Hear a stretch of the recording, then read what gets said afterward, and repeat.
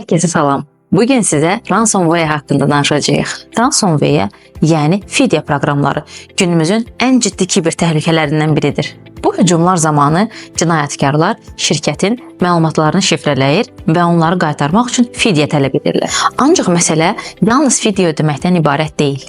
Əsl problem əməliyyatların dayanması, müştəri etibarının itməsi, hüquqi məsuliyyətlər və maliyyə zərərlərinin toplanması ilə başlayır. Bəs ransomware şirkətlər üçün hansı zərərlərə səbəb olur? Proseslərin dayanması, istehsalın dayanması, bunların hamısı əməliyyat itkiləri ilə nəticələnir. Fidya, IT bərpa xərcləri, hüquqi məsrəflər, bunların hamısı böyük maliyyə itkisinə səbəb olur. Müştəri məlumatları sızarsa, reputasiya zədəsi nəticəsində etibar tamamilə sarsılır.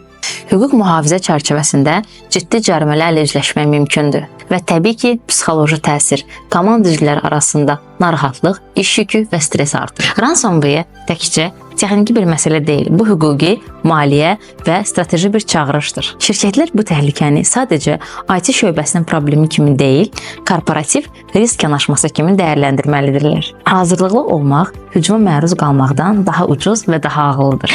Siz də şirkətinizin informasiya texnologiyaları və IT həlləri sahəsində peşəkar dəstək almaq istəyirsinizsə, AVKOM-a müraciət edin. Riskləri vaxtında görün və gələcəyinizi qoruyun.